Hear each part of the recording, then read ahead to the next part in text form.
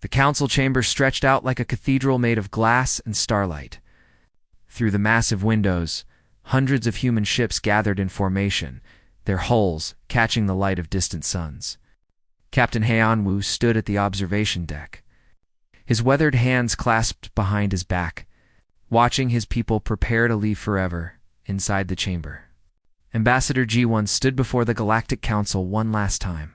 She was tired. 20 years she had spent in these halls, arguing for humanity's rights, begging for protected worlds, requesting fair treatment. 20 years of being told to wait, to be patient, to prove themselves worthy. Her hair had gone gray in this place. Her hope had died here long before today.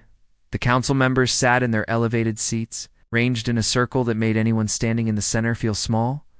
Councillor Thrain of Velkari, with compound eyes that reflected light like broken mirrors, shuffled his datapad with his multiple limbs.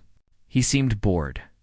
High Administrator Drex, a large mammalian creature covered in silver fur, leaned back in his seat and yawned. They had more important matters to discuss today. Humanity's departure was just another item on a very long agenda. G-1 took a breath and began to speak. Her voice was steady, calm, professional. She thanked the council for the opportunity to address them. She explained that humanity had decided to resign from galactic society. They would be leaving council space entirely, heading toward the uncharted regions beyond the edge of known territory. She assured them that all human workers would complete their current contracts before departing. All human-maintained systems would be transferred to council oversight. Everything would be handled properly, professionally, with dignity. The council barely listened. A few members checked their communication devices. Others whispered to their aides. Thrain finally interrupted her mid-sentence. Yes, we understand, he said, his voice clicking and buzzing through the translator. Humanity wishes to pursue other opportunities. The council accepts your resignation. We will reassign your duties to other species. Is there anything else? G1 felt something crack inside her chest. Not surprise. Not anger. Just a final, quiet breaking of something that had been bent too far for too long. She had prepared a longer speech. She had written words about partnership and cooperation, about everything humanity had contributed to galactic civilization.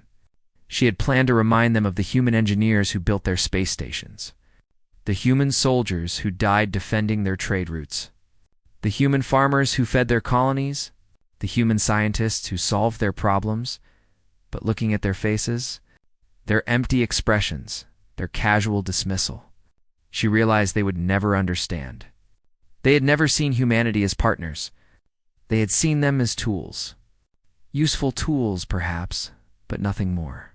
And when a tool asks to leave, you simply get another tool. No, G1 said quietly. There is nothing else. She turned and walked out of the chamber. Her footsteps echoed in the vast space. No one called her back. No one said goodbye. Behind her, she heard Thrain moving on to the next agenda item. Something about trade tariffs. She did not look back. On the observation deck, Captain Heianwu watched the last of the supply ships dock with the fleet. The evacuation had taken 3 years to organize. Every human in council space was leaving. From the sprawling maintenance crews on the outer rim stations to the scientists in the core worlds, everyone was going. Some had wanted to stay to keep trying, but the vote had been clear. 93% of humanity had chosen exile over this endless, grinding humiliation. He thought about Earth. Beautiful Earth, now a quarantined zone behind council barriers. When the council had made first contact 200 years ago, they had been friendly at first. Then they had seen humanity's homeworld, so rich in resources, so perfect for colonization. They had declared it a protected, developing world and forbidden humanity from fully settling it. Instead, humans were scattered across council space, always temporary residents, always workers, never citizens with real rights. His communication device beeped. G1's face appeared on the small screen. She looked exhausted. "It's done," she said simply. "How did they take it?" Heianwu asked, though he already knew the answer. "They didn't care." Thrain seemed annoyed that I took up 5 minutes of his time. She laughed. But there was no humor in it. We're really doing this then. No going back. No going back. Haiyan Wu confirmed. The last shuttle leaves in 3 hours. You should be on it. I will be. Ji-won paused, looking past the camera at something he could not see. Do you think we're making a mistake? Leaving everything behind, heading into unknown space? Haiyan Wu looked out at the fleet. Thousands of ships. Millions of people. Families who had packed up their entire lives. Children who had been born in council space and would now grow up in the deep dark of unexplored territory. It was terrifying. It was reckless. It was necessary, I think he said slowly, that we tried to build something with them. We offered them our hands, our skills, our friendship. They saw us as janitors, as mechanics, as things to be used and discarded. So no, I don't think we're making a mistake. I think we're saving ourselves. Ji-won nodded. I'll see you on the distant shore, Captain. The connection ended. Haiyan Wu took one last look at the council station. That massive structure that humans had helped build and maintain for decades. Then he turned his back on it and walked toward the docking bay.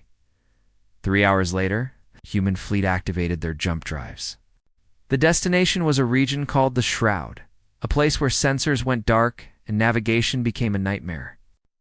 No council species had ever successfully mapped it, but humans had always been good at going where others feared to travel. The ships vanished into dark space, one by one, until the void swallowed them completely. Behind them, the Galactic Council moved on to other business. In the meeting notes for that day, humanity's departure was recorded in a single line. No one thought about them again. Not yet. 6 months had passed since the humans left, and engineer Tae Yong was having the worst day of his career. The Valkyrie maintenance supervisor stood in front of a control panel that should have been simple to operate. But nothing made sense anymore. Warning lights flashed in patterns he did not recognize. The cooling system for Sector 7 was failing, and he had no idea how to fix it. Where's the backup protocol? He clicked at his assistant, a young Valkyrie, fresh from engineering school. I checked the manual, sir. It says the backup should activate automatically. It's not activating. Taeyong's antennae twitched in frustration. Contact the human work crew. They'll know what to do. His assistant looked uncomfortable. Sir, the humans are gone. They left 6 months ago. Taeyong felt his multiple hearts sink. He had forgotten. How had he forgotten? For 30 years, whenever something went wrong, he called the human engineers. They always knew what to do. They understood these systems in ways that went beyond the manuals. They could hear when a pump was starting to fail just by the sound it made. They knew which valves stuck and needed extra pressure. They remembered 1,000 small details that made everything work. Now, they were gone. And Sector 7 was going to lose life support in 4 hours. He tried everything he could think of. He followed the manual exactly. He called other engineers from different stations. Nobody knew what to do. The cooling system had been installed by humans 40 years ago, and humans had maintained it ever since. The official documentation was there. But it did not include the hundreds of small modifications and workarounds that the humans had implemented over the decades. In the end, they had to evacuate Sector 7. 3,000 residents were relocated to emergency housing. Taeyong filed his report with a sense of shame he had never felt before. This was the 5th major failure this month, and it would not be the last. Across the galaxy, Commander Rena was having similar problems. The Council military officer sat in her command center, staring at reports of pirate attacks along the frontier. In the last 6 months, raids had increased by 300%. Trade ships were being attacked. Small colonies were being hit. The frontier was becoming a war zone. Why aren't the patrol fleets responding? She demanded. Her tactical officer pulled up a star map. The patrol routes were maintained by human marine units. Commander, they knew every asteroid field, every hidden approach vector, every place pirates like to hide. When they left, they took that knowledge with them. So retrain new units. Use the old patrol data. We're trying, Commander. But the humans didn't just follow patrol routes. They modified them constantly based on pirate behavior patterns. They knew which areas needed heavy presence during which seasons. They had relationships with local traders who gave them intelligence. It's not just about flying ships in circles. It's about understanding the territory. Rena rubbed her forehead. She had commanded human units before. They had been professional, efficient, and they never caused problems. She had barely noticed them, really. They just did their jobs quietly. Now that they were gone, she realized how much they had been doing that no one else knew about. Another report came in. A mining colony on the outer rim had gone dark. No response to communications. Rena dispatched a recovery team, but she already knew what they would find. Pirates had hit the colony. There had been no human marines nearby to respond. Merchant Director Bora was watching her profit margins collapse in real time. The trade consortium she managed had been profitable for 60 years. Now, in just 6 months, they were losing money on every route. Supply chains that had run smoothly for decades were falling apart. The problem was everywhere. Human cargo handlers knew how to load ships efficiently. Human pilots knew the safe routes through dangerous space. Human mechanics kept the older ships running past their official lifespans. Human administrators tracked inventory with a precision that automated systems somehow never achieved. Bora had tried to replace them. She hired workers from a dozen different species. But efficiency had dropped by 60%. Ships were taking longer to load. Routes were less reliable. Maintenance costs had tripled because the new mechanics only knew how to replace parts, not repair them like the humans did. She pulled up the financial reports and felt sick. At this rate, her consortium would be bankrupt within a year. And from what she heard, every major trading company in the galaxy was facing the same crisis, in a small apartment on a forgotten station. Sung-Ho sat at his desk and wrote, "The old human had chosen to stay behind when the fleet departed. He was too old for the journey," he had told them. Better to let younger people have his space on the ships. But the real reason was that someone needed to document what was happening. Someone needed to record the aftermath. He had spent the last 6 months interviewing anyone who would talk to him. Aliens who had worked alongside humans. Supervisors who suddenly realized how much their human teams had been doing. Engineers who could not fix problems they once thought were simple. The stories were all the same. Everywhere humans had worked, things were falling apart. Not dramatically. Not all at once.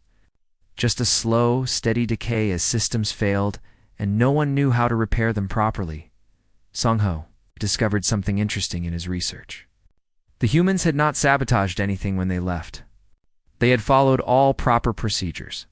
They had transferred their duties officially, but they had not been able to transfer their expertise, their intuition, their institutional knowledge.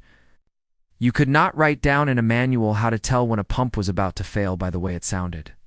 You could not teach someone in a week what you had learned over 30 years. He interviewed a Valkyrie supervisor named Tae Yang, who had worked with human engineers for decades. The supervisor had broken down during the interview. "I didn't appreciate them," Tae Yang had said, his voice thick with regret. "They were always just there, fixing things, keeping everything running. I thought anyone could do their jobs. I thought they were nothing special. I was wrong." Sung-Ho added that interview to his growing archive. He was calling it the history of how we let humanity go. Nobody had asked him to write it. Nobody was paying him. But he felt it needed to exist. Future generations should know what had happened. They should understand the price of taking people for granted. His communication device beeped. Another request for an interview. A station manager whose life support systems were failing. Another person who suddenly realized that the quiet humans, who had maintained their systems for years, had been more important than anyone had understood. Sung-Ho accepted the request and prepared his recording equipment. The story was still being written, and it was only getting worse. 18 months after humanity's departure, the galaxy was dying, not all at once, but in a slow cascade of failures that fed into each other, creating problems that no one could solve fast enough. Administrator Drek sat in his office, surrounded by reports that all said the same thing. Systems failing. Infrastructure collapsing. Economy contracting. He had stopped reading them carefully. The details changed, but the message was always the same. Everything was falling apart. The latest crisis involved the hyperlane beacon network. These massive structures created stable pathways through space, allowing ships to travel faster than light between star systems. They were the arteries of galactic civilization. Without them, trade stopped. Communication stopped. Everything stopped. And they were failing. 3 major beacons had gone dark in the last week. Thousands of ships were stranded, unable to jump to their destinations. Engineers had been dispatched to repair them, but the reports coming back were not encouraging. Drex's communication device chimed. A face appeared on the screen. Captain Nuna, a Dralisk engineer leading one of the repair teams. She looked exhausted and frustrated. Report, Drex said simply. We can't fix it, Administrator, Una said bluntly. The beacon network was designed by human engineers 70 years ago. The official blueprints are here, but the actual beacons don't match the blueprints. The humans modified them over the years, made improvements, fixed problems in ways that aren't documented anywhere. So use the blueprints to rebuild it correctly, Drex said, trying to keep the irritation out of his voice. That would take 3 years per beacon, sir. And we'd need to shut down entire sections of the hyperlane network to do it. The economic impact would be catastrophic. The humans' modifications made the beacons more efficient and more reliable. We just don't understand how they did it. Drex closed his eyes. Do what you can, Captain. Drex out. He ended the call and added another report to the pile. The beacon network was just the latest problem. Last month it had been the agricultural stations. The month before that, a major mining operation. Always the same story. Humans had built it, maintained it, improved it, and now no one else could keep it running. His assistant entered without knocking. Security Chief Insu, a tall, thin alien with gray skin and large eyes. Insu had been warning him about this for months. For years, actually. Drex had not wanted to listen. The Council wants to meet, Insu said. 3 member species are threatening to withdraw from the Union. Food shortages have started in the core worlds. There are riots on 17 stations. I know, Drex said quietly. With respect, Administrator, you don't know. Or you're not willing to admit what you know. Insu stepped closer, his voice dropping to barely above a whisper. I told you this would happen. 2 years ago, when the humans first announced they were leaving, I gave you a report. Do you remember what it said? Drex did remember. He had filed it away and forgotten about it. Until now, Insu continued, I told you that humanity was the connective tissue of galactic civilization, that they weren't just workers doing simple jobs. They were problem solvers. They understood systems in ways that went beyond technical knowledge. And I warned you that if they left, everything would fall apart. Other species can learn to do what they did, Drex said, but his voice lacked conviction. In 20 years, maybe. In 50 years, probably. But we don't have 20 years, Administrator. We have maybe 6 months before the economy collapses completely. We have maybe a year before life support systems start failing on major population centers. We have maybe 2 years before species start going extinct because they can't maintain their own infrastructure. Drex wanted to argue, but he could not find the words. Everything Insu was saying was true. He had reviewed the economic reports himself. The galaxy's economy had contracted by 30% in 18 months. Food production was down 40%. 3 civil conflicts had broken out over resource distribution. And it was only getting worse. A new report arrived on his desk. A Dyson swarm in the Corrales system had collapsed. The Dyson swarm was a massive array of solar collectors that provided power to 12 different worlds. Human engineers had built it 90 years ago. Now it was failing. The repair teams could not figure out how to fix it. Captain Una was leading that repair effort too. Her report was brutal in its honesty. The Dyson swarm had been modified hundreds of times by human engineers over the decades. Each modification had solved a specific problem or improved efficiency. But none of these modifications were properly documented. The humans had known how it all fit together because they had been there for every change. They understood the system not from reading manuals, but from living with it, working with it, proving it year after year. Now that institutional knowledge was gone, and without it, The Dyson swarm was just a collection of parts that no one understood anymore. 12 worlds were going to lose power. Billions of people would be affected. And there was nothing anyone could do about it. Counselor Thrain arrived at Drex's office an hour later, accompanied by 4 other council members. They all looked angry. Thrain's compound eyes reflected the light in sharp, aggressive patterns. "This is unacceptable," Thrain buzzed. "My constituents are demanding answers. Why is the infrastructure failing? Why can't we fix simple problems? What is the council doing about this crisis?" Drex took a deep breath. He had been avoiding this conversation, but it could not be avoided any longer.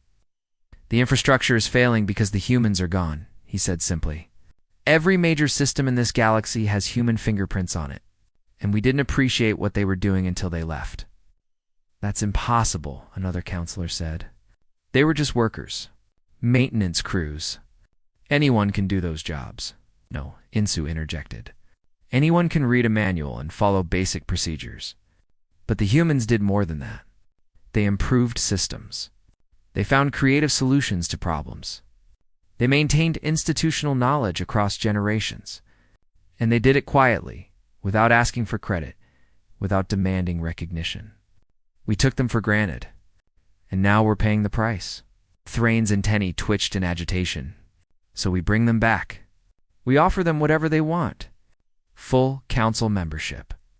Protected worlds. Reparations. Whatever it takes." "We don't know where they are," Drex said.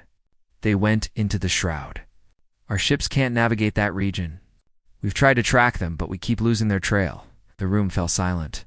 The council members looked at each other, and for the first time, Drex saw something in their faces that he had never seen before. Fear. They were finally understanding.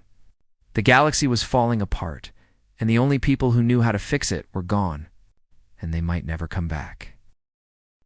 3 years after humanity's departure, the Galactic Council did something it had never done before.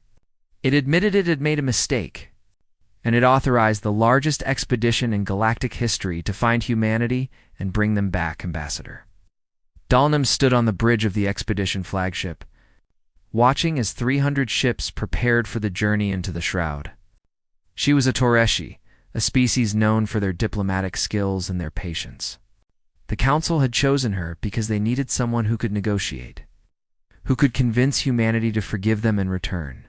She had read the terms she was authorized to offer: full council membership with voting rights, 5 protected worlds for human colonization, including Earth, reparations totaling more than the entire galactic economy's annual output, technology sharing agreements, guaranteed representation in all council decisions. Everything humanity had asked for and been denied for 2 centuries. It was a generous offer. It was also 3 years too late. The fleet jumped into the Shroud, and immediately everything went wrong.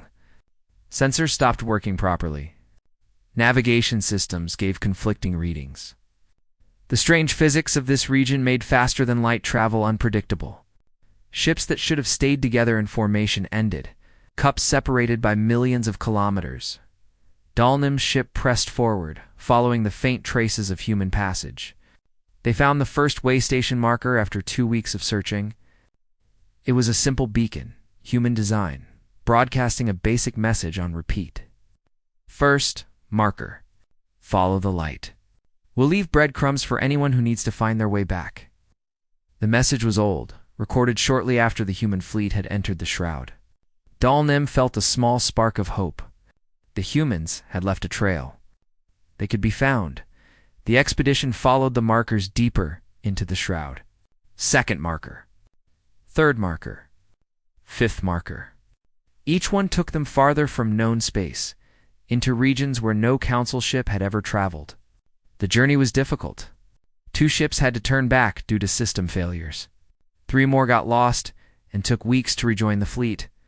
At the 10th marker, the message changed. This one was recorded by Captain Hyanwu himself.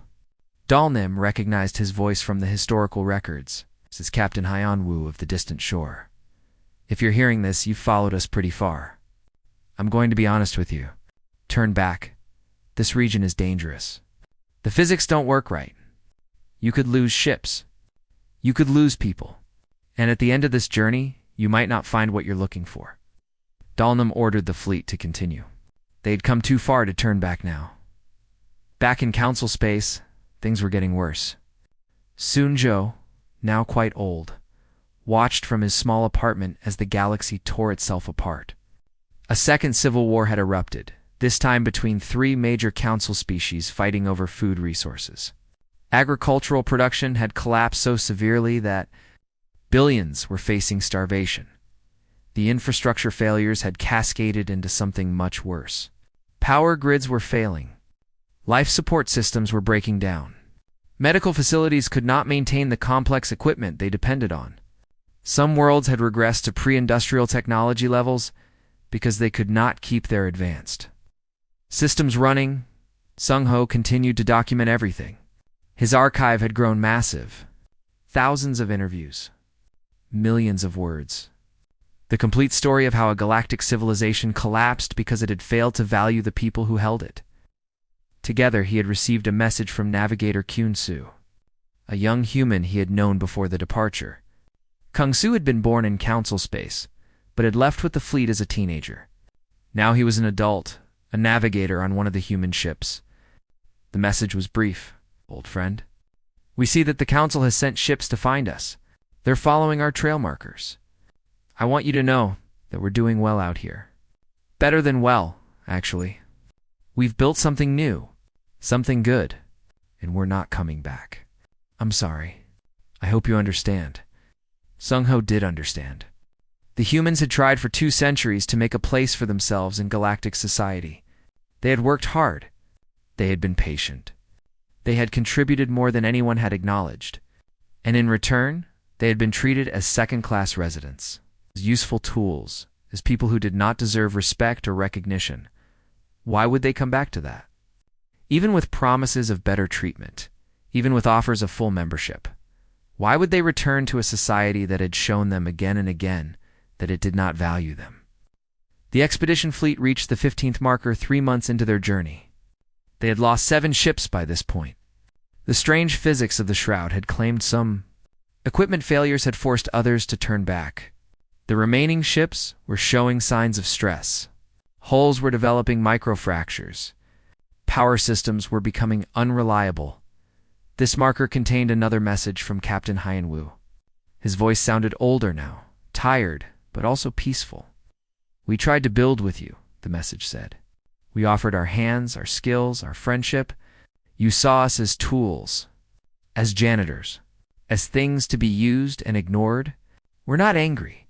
We're not seeking revenge. We're just done trying. We found something out here. Room to grow. Room to build without someone telling us we're not good enough. Room to become something new. Don't follow us. You're not welcome here. But we're not heartless. If you turn back now, you might make it home safely. This is your last warning. Ambassador Dalnum called a meeting of the expedition leaders. They gathered in her ship's conference room, looking exhausted and uncertain. We could keep going, one captain said. We came all this way? To do what? Another captain asked. Even if we find them, what makes you think they'll listen to us? We treated them terribly for 200 years. Now we show up with apologies and promises and expect them to forgive us?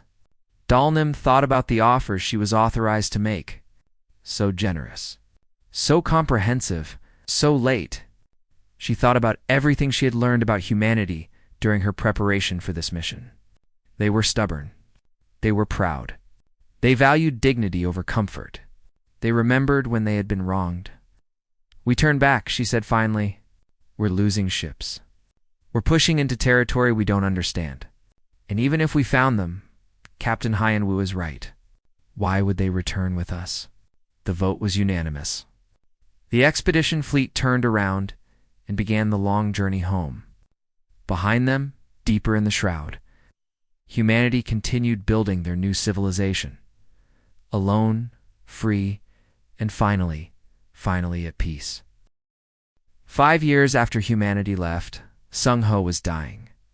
The old man sat at his desk in his small apartment, adding the final entries to his archive. His hands shook as he typed.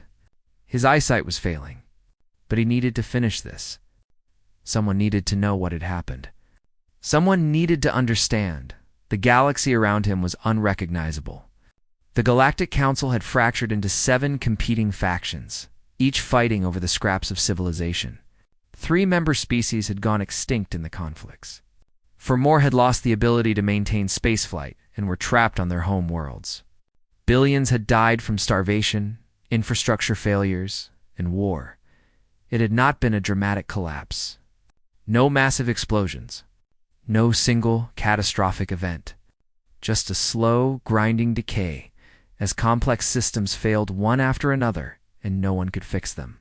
Like a body dying from 1,000 small cuts, the galaxy had bled out over 5 years. Sung-Ho's communication device beeped.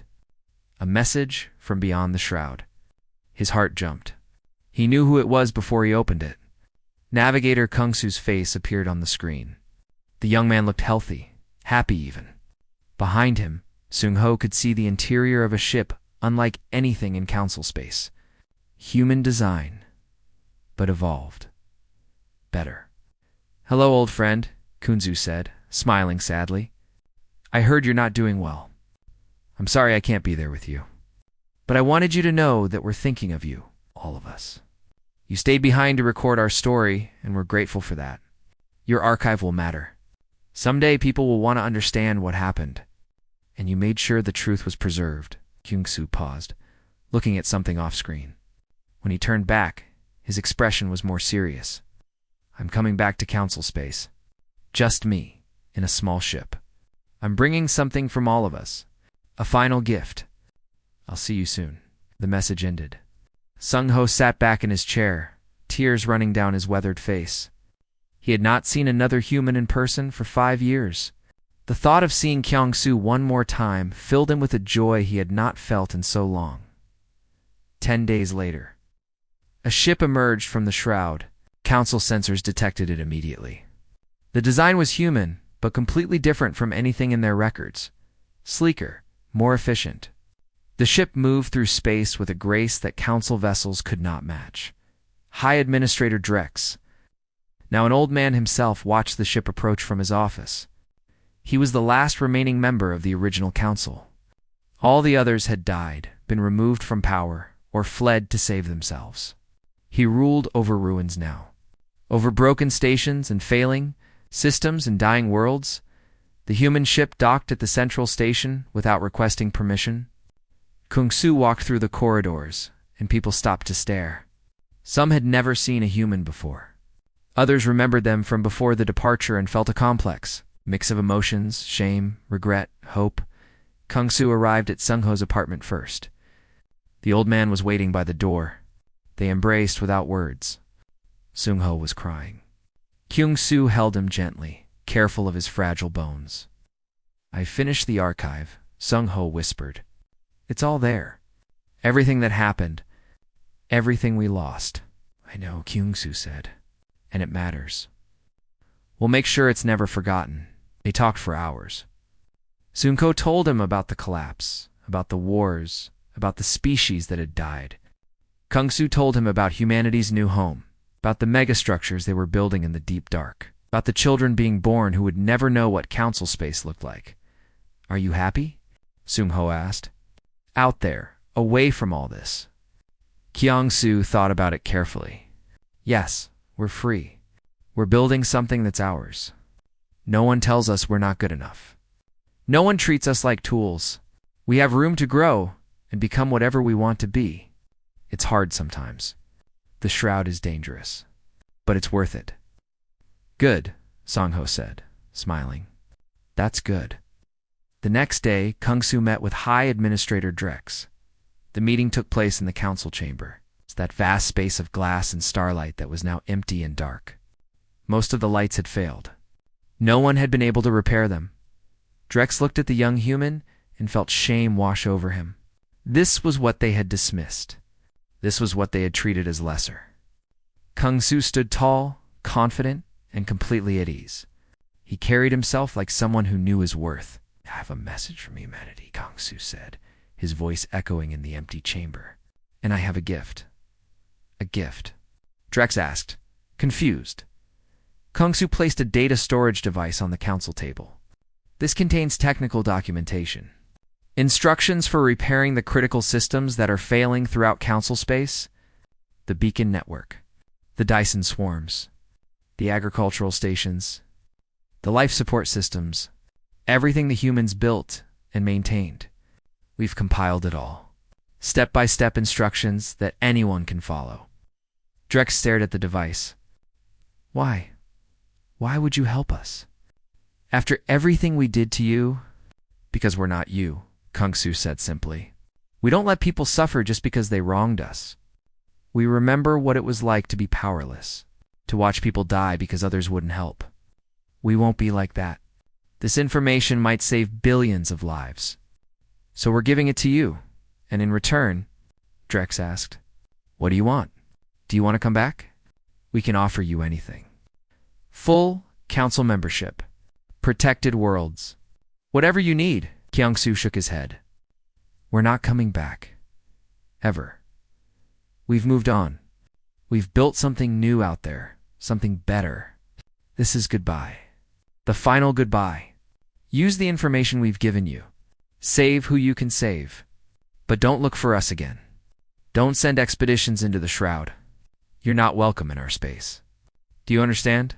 Drex understood. He had understood for 5 years, really, but he had not wanted to accept it.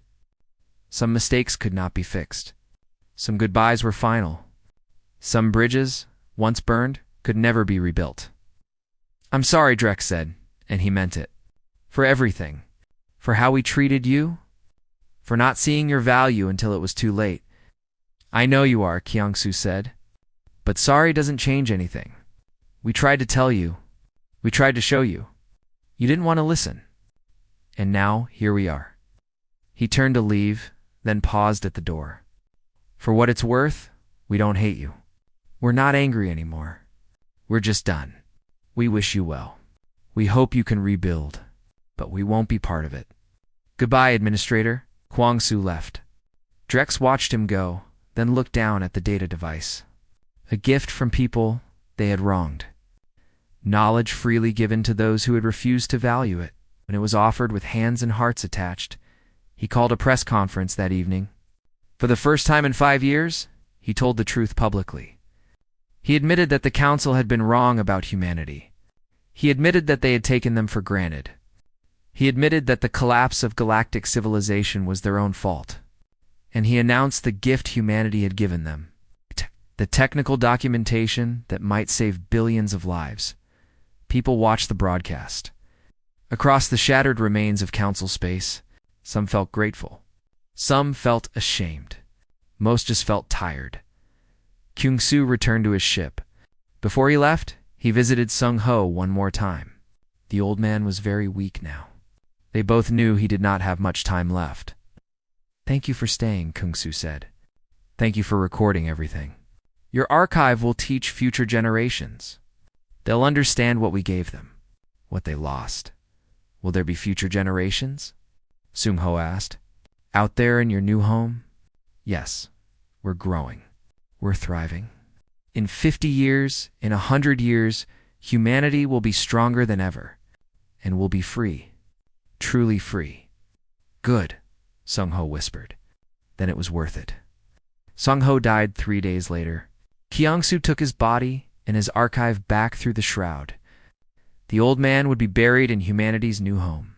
His words would be preserved. His sacrifice remembered. The galaxy began its slow recovery using the information humanity provided. Some systems were saved. Some worlds survived. But it would take centuries to rebuild what had been lost. And they would rebuild without humanity. In the shroud, the human fleet continued its work.